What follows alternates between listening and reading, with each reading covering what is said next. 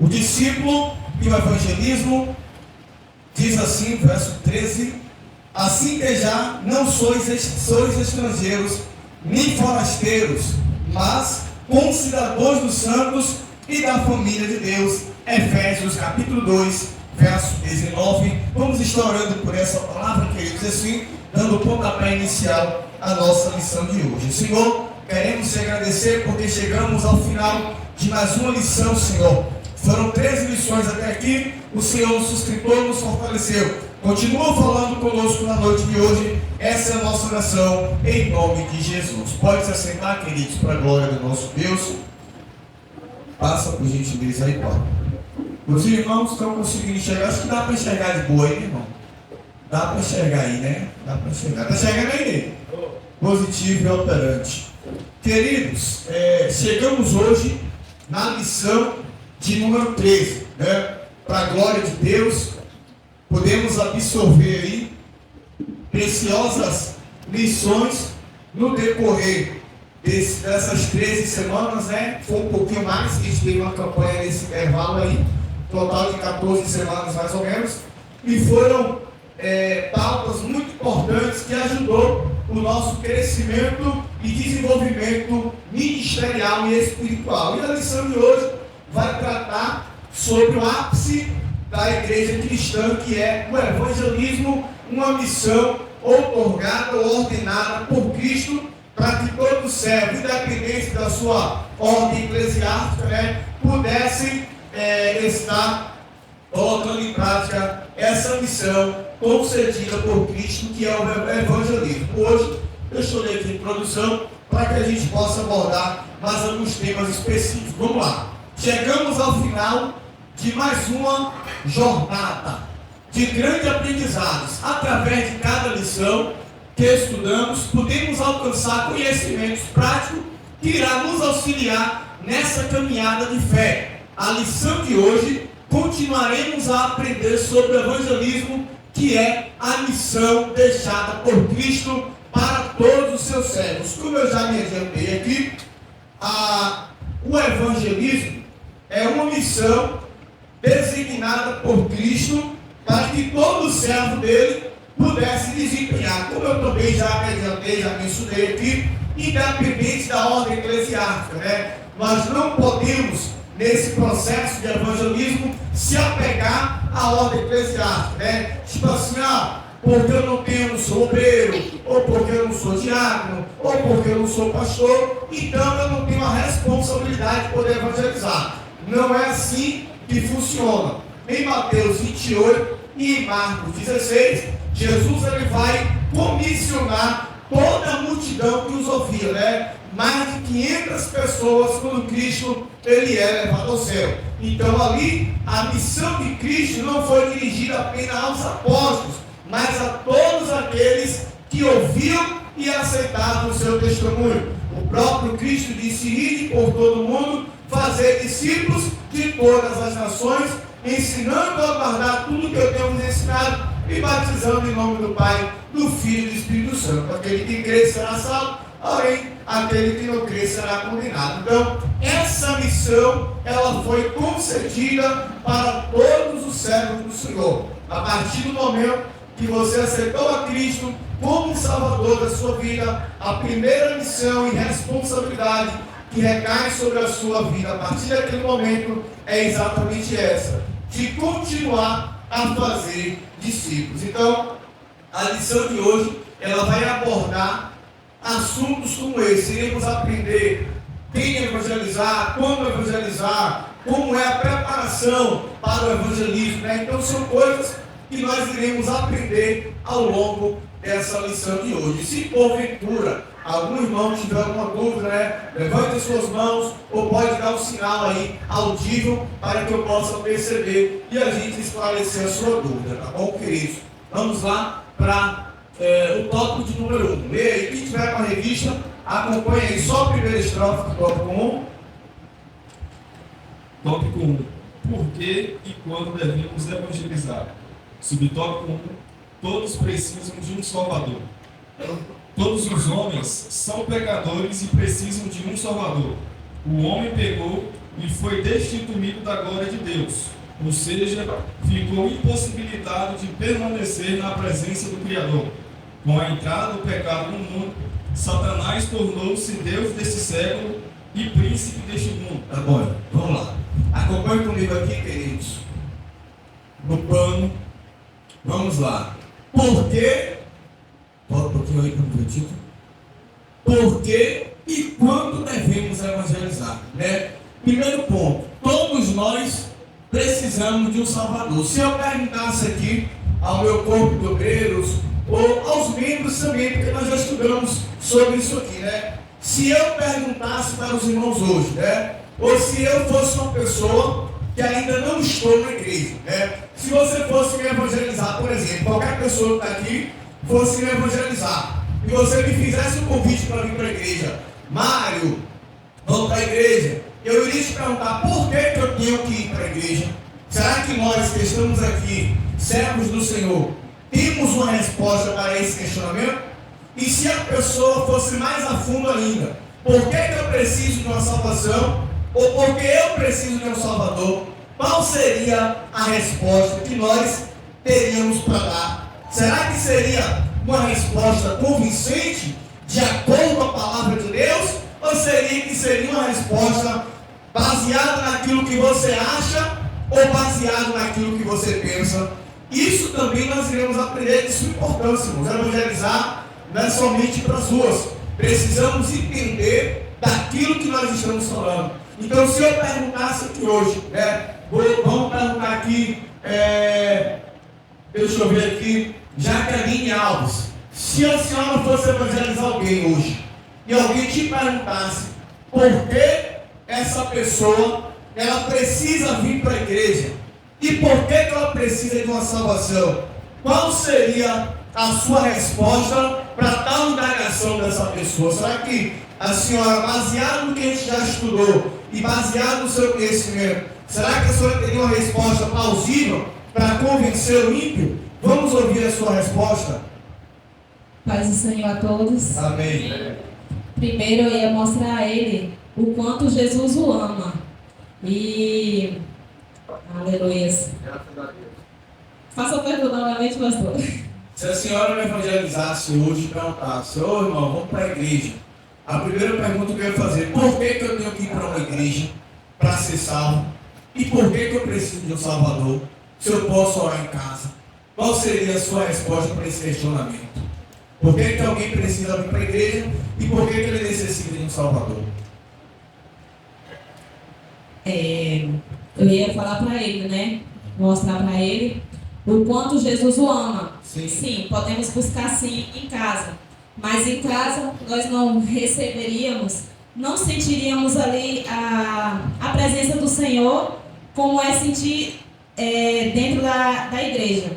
Então precisamos buscar Ele e mostrar para Ele o que Jesus pode fazer. Porque Jesus ele pode transformar, Jesus ele pode curar. E que não só em casa, mas dentro da igreja também, que nós devemos estar debaixo de uma cobertura espiritual. Amém. Se fosse um ímpio, muito conhecimento aplicado aí. Mas, de uma certa forma, é uma resposta plausível, né? Porque na igreja é o ambiente onde costuma-se ter as curas, né? Onde costuma-se ter as libertações, né? Raramente a gente vê uma cura, uma libertação, acontece, mas na igreja é onde a gente vê isso com mais frequência, né? Então é aceitável a pergunta dela, mas ela não me respondeu por que eu preciso de um Salvador, né? A lição, ela responde. Vamos lá, mas que Deus te abençoe, viu, irmã Jaqueline? Jaconiza Jaqueline. Vamos lá. Todos nós precisamos de Salvador. Nesse tópico, veremos alguns pontos sobre a responsabilidade e a importância que o evangelismo tem, tanto na vida de quem anuncia a palavra, quanto na vida de quem é alcançado por ela. Isso aqui é importante, ó. Volta aqui, pode voltar aqui para eu ler. Isso aqui é importante, ó. Vamos ver sobre a responsabilidade, a importância que o evangelismo tem, tanto na vida de quem anuncia, quanto na vida de quem é alcançado por ela, né? Vamos ver o primeiro ponto. Por que nós precisamos de Salvador? Respondendo o questionamento. Por que todos nós precisamos de um Salvador? A Bíblia diz que por causa do pecado, o ser humano perdeu o direito de salvação e de estar na presença de Deus. Isaías 59 diz: a mão do Senhor não está encolhida para que possa abençoar, mas os vossos pecados fazem separação entre vós e Deus. A primeira coisa, por que eu preciso de um Salvador? Porque o nosso pecado nos separa de Deus, né? A primeira coisa que nós poderíamos responder. Uma vez afastado, era necessário haver uma reconciliação com Deus. E isso foi possível através do sacrifício salvífico de Cristo. Vamos ver o que está escrito em Colossenses 1:20. Diz assim: havendo por ele feito a paz pelo sangue da sua cruz, por meio dele reconciliou consigo mesmo todas as coisas, tanto as que estão no céu quanto as que estão na terra. E a vós também, aqui que em outro tempo eram estranhos, inimigos do entendimento pelas vossas obras más, agora contudo vos reconciliou. Porque que, se alguém nos perguntar por que eu preciso de um Salvador, você vai dizer: porque os nossos pecados nos separam de Deus, mas o sacrifício de Cristo na cruz nos reconcilia com Deus novamente. Então a resposta é essa aqui: precisamos de um Salvador, porque os nossos pecados fazem separação de Deus, mas o sacrifício de Cristo na cruz reconciliou a humanidade perdida com Deus Santo. Vamos lá? Vamos ver o próximo ponto aqui. O evangelismo é uma ordenança de Deus. Após sua morte e ressurreição, Cristo ordenou a seus discípulos a missão da pregação da palavra. O apóstolo Paulo relata que para ele evangelizar era uma missão que não permitia falhar. Vamos ver o que está escrito em Coríntios, primeira carta aos Coríntios 9:16. Porque se anuncio o evangelho, não tenho do que me gloriar, pois é-me posta essa obrigação, e ai de mim se não anuncio o evangelho. Olha o que Paulo relata, cooperador ali antes, que para ele a missão do evangelismo era uma obrigação que foi posta sobre a vida dele. E ele vai mais profundo ainda: ai de mim se não cumprir essa missão. Então evangelismo, irmão, não é motivo de gloriar: eu evangelizo, então eu sou melhor, eu tenho mais poder. Não. Paulo escreveu: porque se anuncio o evangelho, não tenho do que me gloriar, pois me é imposta essa obrigação, e ai de mim se não anuncio o evangelho. Então o anúncio do evangelho é uma missão que está sobre a vida de todos nós, servos de Deus, porque devemos evangelizar para resgatar as almas perdidas que, devido ao pecado, estão distanciadas de Deus. Vamos acompanhar mais um tema.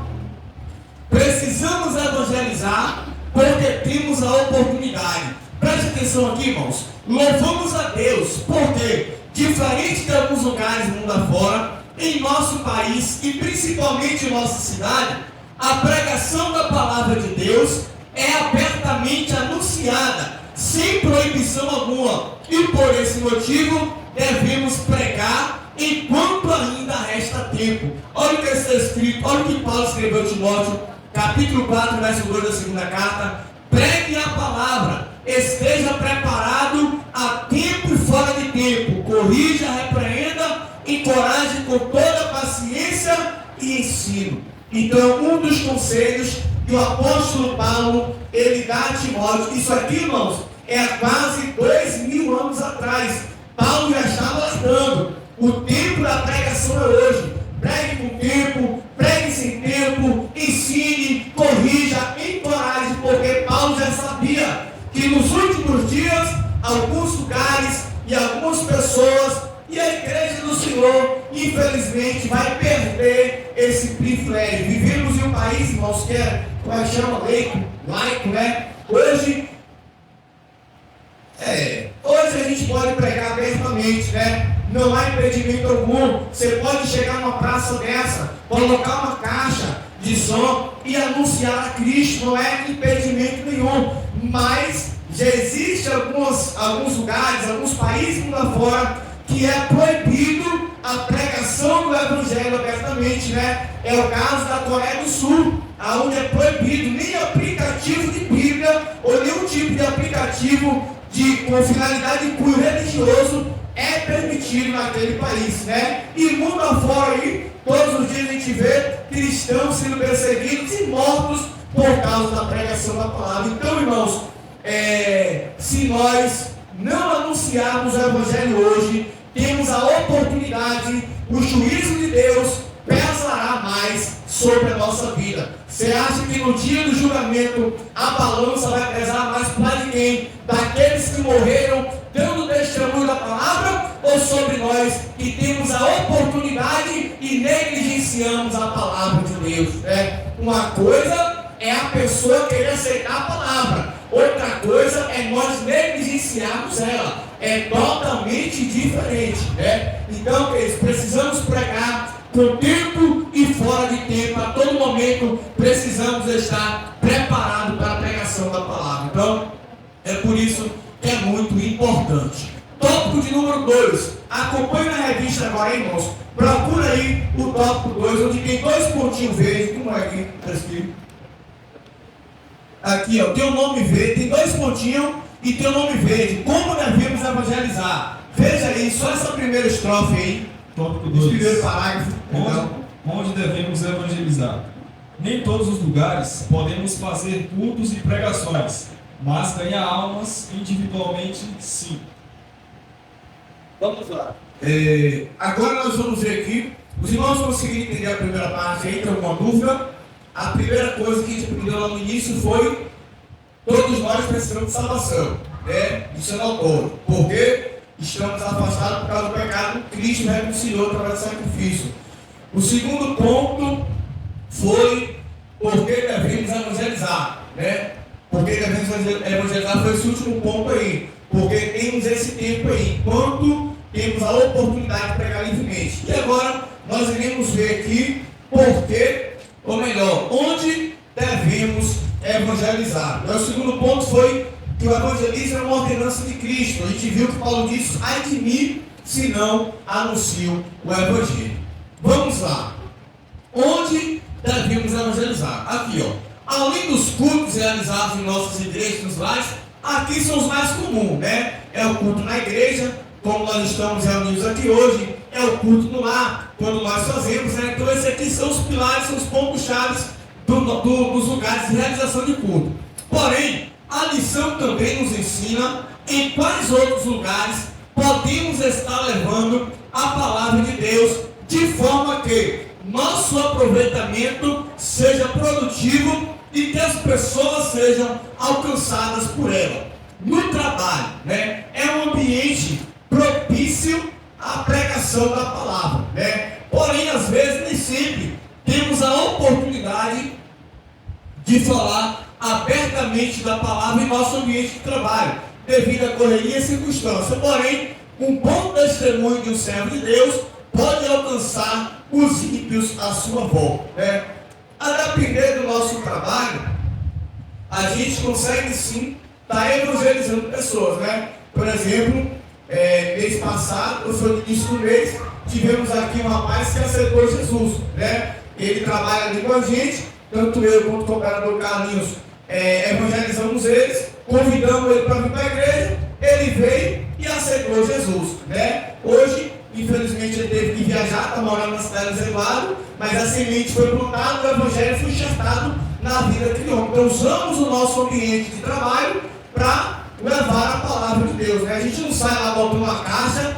e gritando Jesus salva, não. Só que Deus, Ele prepara o momento certo para a gente entrar com a palavra, Então, graças a Deus, conseguimos obter isso no nosso ambiente de trabalho, divulgando a palavra. Pastor, mas e quando o meu ambiente é corrido, eu não consigo evangelizar as pessoas verbalmente? Aí entra o seu testemunho, O seu testemunho, a sua conduta, a forma que você trata as pessoas, a educação, uma coisa que o crente precisa ter, irmãos. Crente tem que ser educado. Tem muita gente que, depois que virou crente, perdeu a educação. Não dá mais um bom dia, não dá mais uma boa tarde, passa com a cara fechada. Que é isso, irmão? O crente precisa ser extremamente educado. O ambiente que você chega, é bom dia, é boa tarde, é por gentileza, é obrigado. Isso são formas de você conseguir ganhar as pessoas que estão à sua volta. Irmão, a gente vive num mundo tão egoísta, tão ignorante, tão soberbo, que nós precisamos entender o que Cristo diz: vós sois o sal da terra e a luz do mundo. Mas tem crente que parece que ainda é treva, e se for sal, é aquele sal grosso dele, né? Porque tem crente que é grosso, irmão. Não.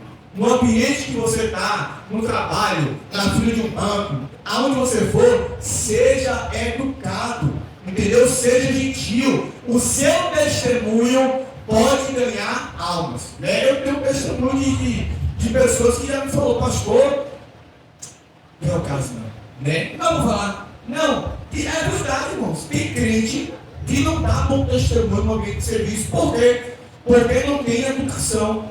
Chega no ambiente de trabalho, não consegue dar um bom dia a ninguém, não consegue ser gentil com ninguém, né? Parece que está com a cara amarrada todo dia. Então, assim, irmãos, são coisas que nós precisamos fazer diferença. Eu volto a dizer, em um mundo tão egoísta, em um mundo tão ignorante, irmão, seja o sal dessa terra, seja a luz do mundo. Cristo te chamou para fazer diferença. Então, o teu testemunho, quando você não conseguir pregar a Cristo verbalmente, pregue a Cristo com o seu testemunho. É a forma que você trata as pessoas, pode fazer você ganhar o ímpio à sua volta, viu? Vamos lá, então deixa de ignorância, seja educado. Nos transportes públicos, nos hospitais, nos presídios, nos asilos e nos demais lugares. Todos esses lugares aqui, irmão, são lugares que a gente pode pregar a palavra, né? Eu esqueci de colocar aqui clínica de recuperação. Quem foi no dia que foi da clínica de recuperação comigo aqui? Quem foi cá? Os irmãos que foram da clínica de recuperação. Foi uma bênção, irmão. Foi lá na clínica de recuperação, lá no Brasil, né? O pessoal ali em tratamento contra a dependência química, a gente chegou lá, orou por eles, né? Teve a pregação, teve os hinos, e ali eles se sentiram acolhidos, né? O responsável da clínica, ele se alegrou muito, porque são pessoas em estado de vulnerabilidade. Saiu. Vulnerabilidade. Então são pessoas que não têm a visita constante, são pessoas que muitas vezes são deixadas pela família, e quando conseguem receber uma visita, quando conseguem receber um carinho, né? E quando a palavra de Deus chega naquele ambiente, o ambiente é transformado. Então, clínica de recuperação, hospitais, presídios, asilos, são lugares que precisam ser alcançados pela pregação da palavra. E todos nós precisamos estar nesse lugar. Como eu sempre costumo dizer, todo o ambiente que nós estamos pode se tornar um campo missionário. Só depende de nossa disponibilidade. Está vendo que coisa interessante? Agora vamos ver um texto aqui que ratifica tudo isso que eu estou exemplificando aqui. Mateus 25, 35. Olha o que Cristo escreveu: pois tive fome e me deram de comer, tive sede e me deram de beber, era estrangeiro e me convidaram para a sua casa, estava nu e me vestiram, estava doente e cuidaram de mim, estava na prisão e foram me visitar. Olha que coisa linda. Cristo, ele deixa registrado, irmãos. Estava doente, onde era lugar de doente nos hospitais, estava preso, onde era lugar de preso no presídio, nas cadeias. Então esses são os ambientes que Cristo, ele nos ensina e nos incentiva a estar levando a palavra. Pregar aqui, irmãos, é muito fácil, entendeu? Pregar para quem já é crente, para quem já está convertido, é muito fácil. Nós precisamos sair dessa zona de conforto e ir em busca das almas que estão perdidas. Nós que estamos aqui hoje somos fruto do evangelismo. Nós não chegamos à igreja simplesmente por chegar. A gente veio porque alguém convidou, porque alguém lançou um convite, né? Ou porque a gente ouviu falar da igreja ou de Cristo e resolveu ser alcançado por ele. Então nós que somos fruto do evangelismo precisamos dar continuidade à obra iniciada por Cristo, tá bom? Vou ler mais uma vez aqui, que esse texto é muito bonito. Pois, Mateus 25, 35, Tive fome e me deram de comer. Tive sede e me deram de beber. Era estrangeiro e me convidaram para sua casa. Estava nu e me deram roupas. Estava doente e cuidaram de mim. Estava na prisão e foram me visitar. Olha que texto lindo, né? Que esse texto faça arder em nossos corações esse desejo de ganhar alma para o reino de Deus. Estão conseguindo entender até aqui, irmãos? Estão com alguma dificuldade? Estão com alguma dúvida? Se porventura você aprendeu de uma forma diferente, você pode compartilhar aqui para a gente ver dentro da Bíblia qual a forma mais correta de praticar a obra de Cristo, tá bom? Tópico de número 3. O que é preciso para evangelizar? Procura aí o nome 3 aí, 3 pontinhos verde, e esse nome aí, como é que está escrito? Requisitos necessários para evangelizar. Procura aí 3 pontinhos e requisitos necessários para evangelizar. Em primeiro lugar, o ganhador de almas precisa ter a experiência de salvação.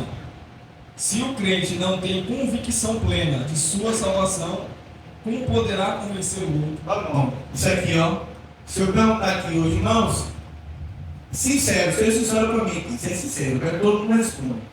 Quem tem convicção hoje que se Cristo vier estar salvo, levanta a mão aí. Não, você não tem a minha pergunta, não. Se Jesus vir hoje aqui, se o céu abrir, a trombeta tocar bom e Cristo vier, quem tem convicção aqui de que vai subir, levanta a mão. Não estou acreditando na minha pergunta, eu acho que eu não consegui explicar direito. Mais uma vez. Se Jesus voltar hoje aqui, presta atenção. Se Jesus voltar, montar num cavalo branco, a trombeta tocar, no último abrir e piscar de olhos, e Cristo vier buscar a igreja, quem aqui da igreja tem convicção de dizer, eu tenho convicção, devido às minhas atitudes, devido à minha conduta, devido à minha vida, eu tenho convicção que Deus salva. Quer Deus salva nessa noite? É mesmo, irmão? Não estou acreditando nisso, não. Não estou acreditando nisso, não. Irmãos, quem vai ser salvo aqui? Quem está salvo aqui se Cristo voltar hoje? É triste. Irmãos, eu não estou acreditando nisso aqui, não, irmãos. Pessoas com 3 anos na igreja, obreiros, líderes. Se Cristo vier hoje, você não tem a convicção de estar salvo, no final do culto, pelo amor de Deus, me procura aqui no gabinete e reconcilia com Cristo.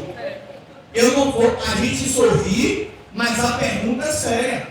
Pedro perguntou, Senhor, me diz quando vai ser a tua volta. Cristo disse, nem os anjos do céu, nem ninguém na terra, nem mesmo o Filho do Homem sabe quando é que vai ser a volta dele. Somente Deus. E o que é que a igreja está aqui hoje, sem a convicção, batizados, 100 anos, consagrados, sem a convicção da salvação, irmãos? Aí vão. Queridos, me deu medo agora. Por quê? Porque além de eu lutar pela minha salvação, está escrito lá em Hebreus 13 que eu vou ter que dar conta da tua salvação também. Lascou agora. É brincadeira. Qual o versículo? Hebreus 13. Oi. Sou bom pastor. Não, é Hebreus 13. Obedecer aos vossos pastores, porque velam pela sua vida e darão conta da alma. Irmãos, me ajuda. Eu quero ser salvo, irmão. Já deixei muita coisa para trás. Correu o risco de tu agarrar no meu pé e eu nem tu subir. É brincadeira. Vamos ver aqui, irmão. Hebreus 13, caça aí. Alguém acha aqui que agora me matou agora. Irmão.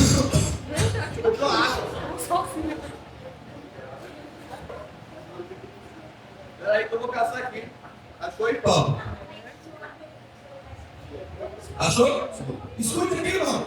Escute o que está escrito. Lê aqui, Paulo. Lê aqui. Hebreus, capítulo de número 13, irmãos, versículo de número 17. Rapidamente aqui. Para aí, Renato. Ouça aqui. Obedecei a vossos pastores, Sim. sujeitai-vos a eles, porque velam por vossa alma, como aqueles que hão de dar conta delas. É brincadeira, irmão? Eu vou ter que dar conta se você não está botando uma vida em prática. Tô enrolado, né? Irmãos, o negócio é sério, irmãos. Então assim, a gente brinca, a gente sorri, irmãos. Mas a salvação é a única, duas certezas que nós temos que ter. É certo que é morte. Se Cristo não vier, todos nós vamos morrer. Mas a salvação é algo que nós devemos nos examinar todos os dias. Examine-se, pois, o homem a si mesmo. Então, irmãos, fora de brincadeira.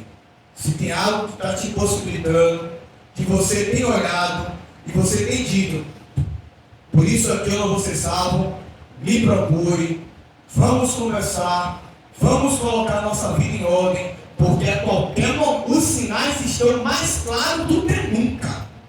E se com tanto sinal você não tem convicção da sua salvação, queridos, infelizmente, ou eu estou pregando um outro evangelho, ou nós estamos falando um língua diferente, como diz Jaque, né?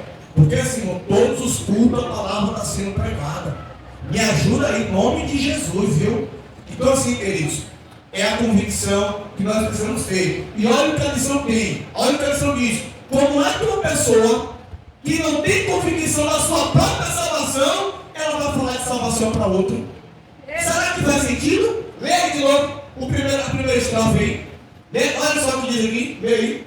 Acompanha aí, irmãos. Tópico de número 3, requisitos necessários para evangelizar. Sim. Em primeiro lugar, o ganhador de almas precisa ter a experiência da salvação.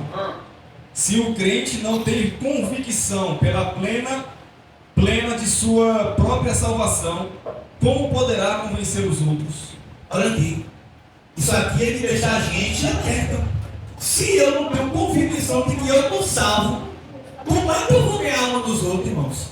Então assim, isso aqui nós precisamos nos atentar. Fale, doutora André. Ainda está todos os dias dentro da igreja, ouvindo a palavra, tomando Santa Ceia e não tem convicção da salvação. E aí? E aí? E olha como eu estou ainda nessa história agora, que eu vou ter que dar conta. Estou enrolado. Então assim, irmãos, a gente sai, descontrai, né? A gente brinca, a gente sorri, mas é algo de ser pensado. Chegue na sua casa, irmãos. Faça uma oração sincera com Deus.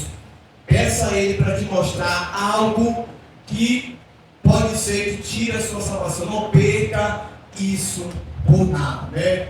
Duas convicções que todo ser humano, todo crente tem que ter: a morte, se Cristo não vier, e a convicção da salvação. Pastor, mas eu não sei, pastor. Sabe, irmão? Se você ler a Bíblia, dá a Bíblia aí.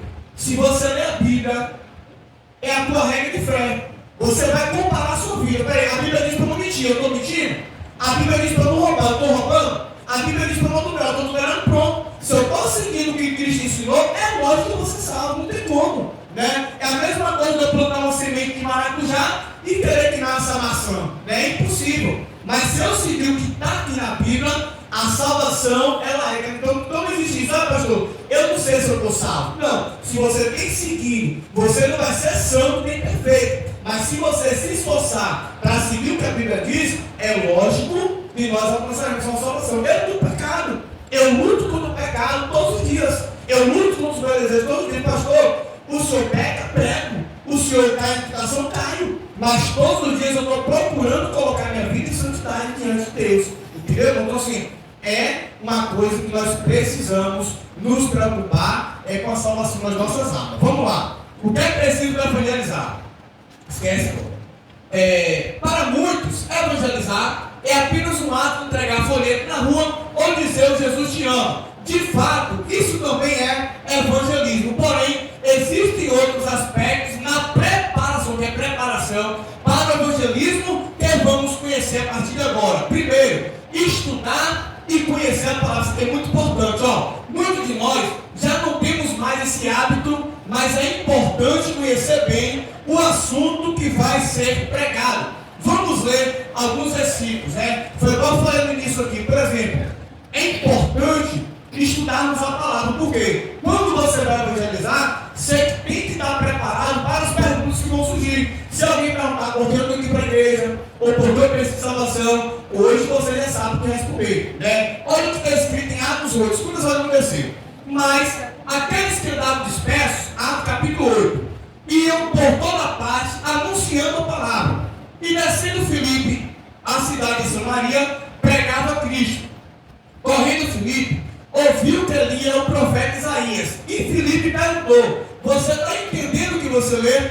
Olha a resposta do homem. E ele disse: como eu poderei entender se alguém não me ensinar? Evangelizar, irmão, não é só entregar folheto na rua. É você estar preparado para tirar as dúvidas daquele que vai lhe ouvir, né? Vamos continuar. E rogou a Filipe que subisse com ele a sentar-se. E respondendo Filipe, o eunuco, disse: rogo-te, de quem me diz o profeta, de si mesmo ou de algum outro? Agora olha o que está escrito no verso 35. Então Filipe, abrindo a sua boca, começando nesta escritura, lhe anunciava a Filipe, anunciava Jesus. Aqui Filipe, cheio de conhecimento, explica a palavra de Deus ao homem que não entendia o que estava lendo. Foi o que aconteceu? Atos 8, até recomendo os irmãos verem.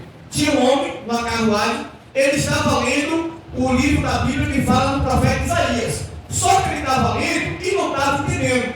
O Espírito Santo levou Filipe lá, né? Filipe perguntou para ele: você está entendendo o que você está lendo?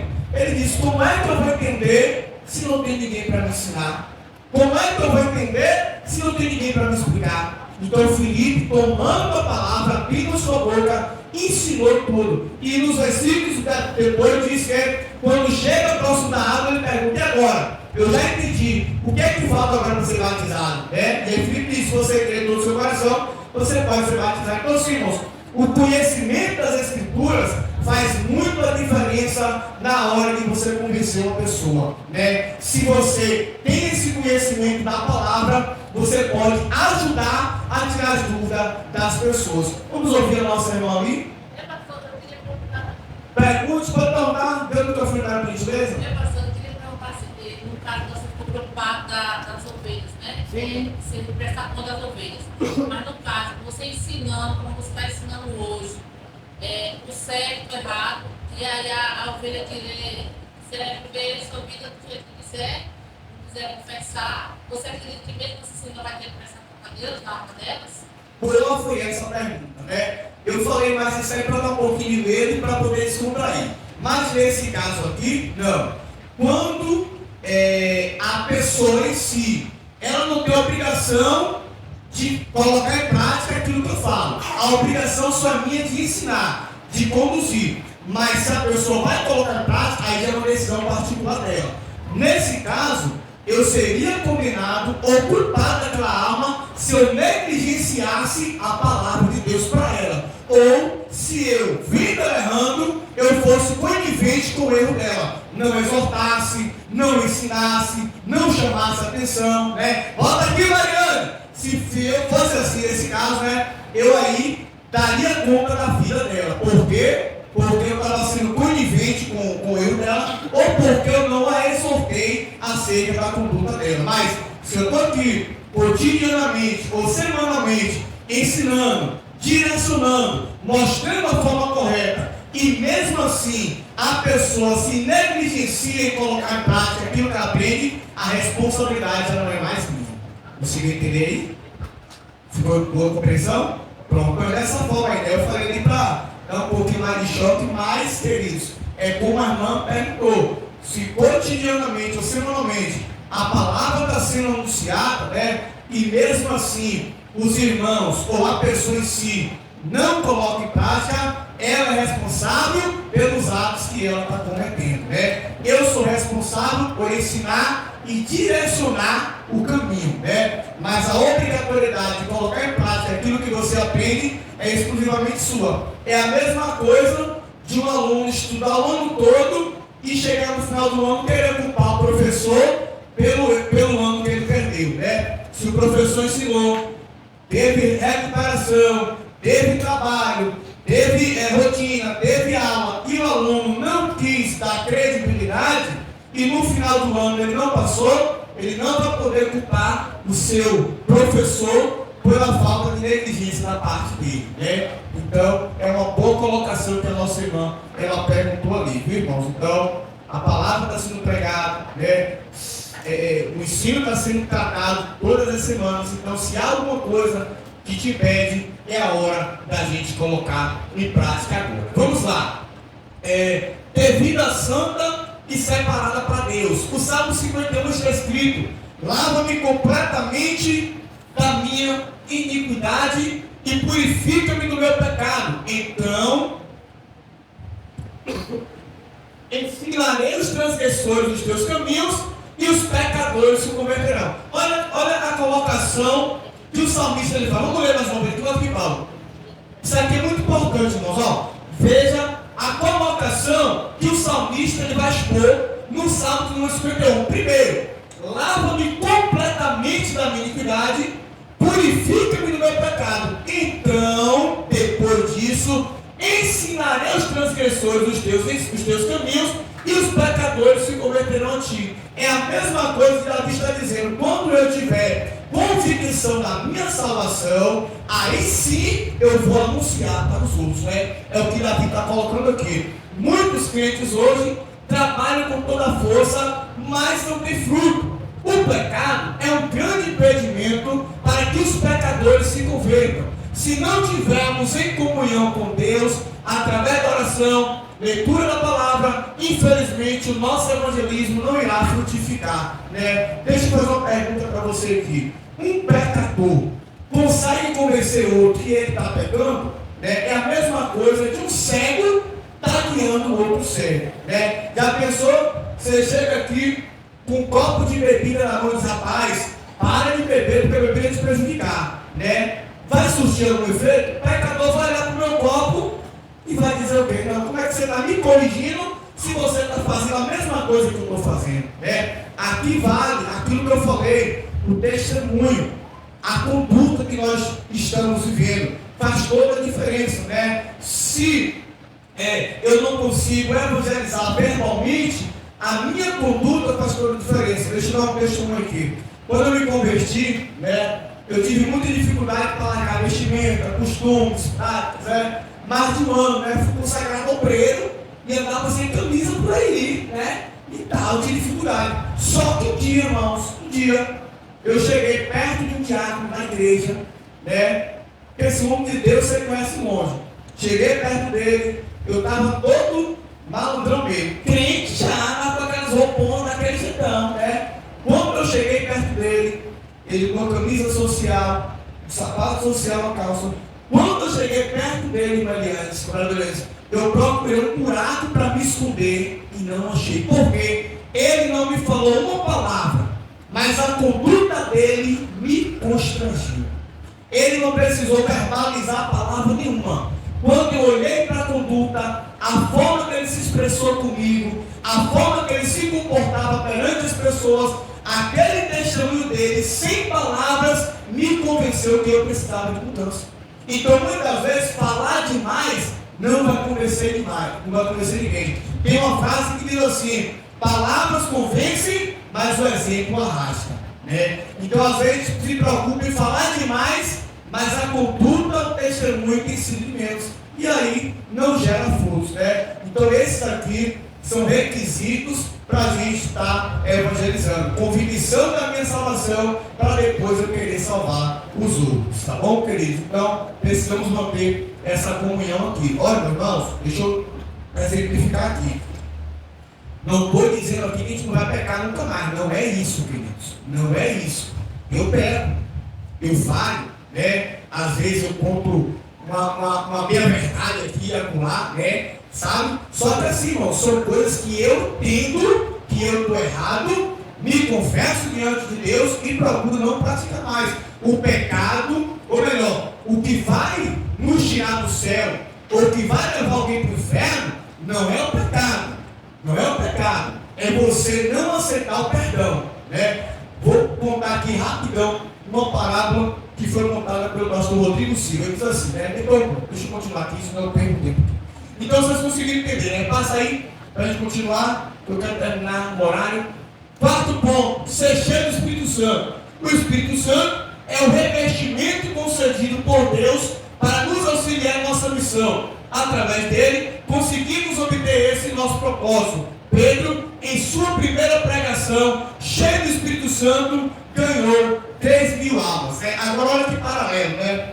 Pedro, em uma noite, sem o Espírito Santo, cortou a orelha do soldado, né? Queria matar todo mundo com a espada na mão. Cheio do Espírito Santo, abriu a boca e ganhou 3.000 almas para o reino de Deus, né? Quando Pedro foi cheio do Espírito Santo, foi revestido do poder, né, a pregação de Pedro surtiu efeito. Então, o crente, para evangelizar, precisa ser cheio do Espírito Santo. Ser cheio, que eu me refiro, não é sair pela rua falando em línguas ou falando mistério. É obter os frutos do Espírito. A paciência, a longanimidade, benignidade, amor, mansidão, domínio próprio, que é o domínio próprio, pastor, é você saber se controlar nos momentos de dificuldade, né? É você ver a situação e você conseguir dominar ela e não ela te dominar, né? Então isso aqui são frutos do Espírito Santo. Vamos lá, e a conclusão? A conclusão é, hoje aprendemos lições importantes que irão nos capacitar em nossa missão, que é resgatar as almas das garras do diabo. Que a chama do Espírito Santo continue ardendo em nossos corações para irmos em busca das almas perdidas. Então hoje nós finalizamos aqui a nossa terceira, ou melhor, a nossa 13ª lição. Todos esses meses, essas semanas, nós aprendemos um pouquinho a mais sobre a palavra de Deus. Na semana que vem, nós iremos fazer um resumão de todas as 13 semanas, um pouquinho do assunto de cada semana, daquilo que a gente aprendeu, tá? E hoje, para nós que é obreiro, para nós que é líder, para toda a igreja, aprendemos a importância do evangelismo, né? Então aqui, irmãos, eu só quero ratificar, justificar aquilo que eu falei. O que nos tira do céu, o que nos traz a condenação, não é o pecado. Por quê, pastor? Porque Cristo já pagou o preço pelo nosso pecado. Quando ele subiu no madeiro, ele olhou para o céu e disse: Tetelesté, está pago. O pecado que nos distanciava de Deus já foi pago na cruz do Calvário. Romanos capítulo 8, está escrito que nenhuma condenação há para os que estão em Cristo Jesus, né? Para os que foram chamados segundo o seu propósito. Então, pastor, o que é que me leva para o inferno, sendo que Cristo já pagou o preço pelo pecado? O que leva o ser humano para o inferno é a rejeição do perdão de Deus. Tem um texto que exemplifica isso de uma forma plausível. Quando Davi peca com Betseba, o pecado de adultério, Deus envia o profeta Natan a ele e diz: olha, Deus perdoa o seu pecado, mas você vai amargar as consequências, né? A consequência é o salário do pecado de Davi. A absolvição do pecado é a graça de Deus. Então a justiça de Deus, né, e a misericórdia estavam unidas ali. A misericórdia de Deus perdoou o pecado de Davi, mas a justiça de Deus não deixou ele sair impune. Romanos 6:23, o salário do pecado é a morte, mas o dom gratuito de Deus é a vida em Cristo Jesus, né? Então, só falando mais uma vez, o que leva o ser humano para o inferno não é o pecado que ele comete, mas é a graça e o perdão que ele rejeita.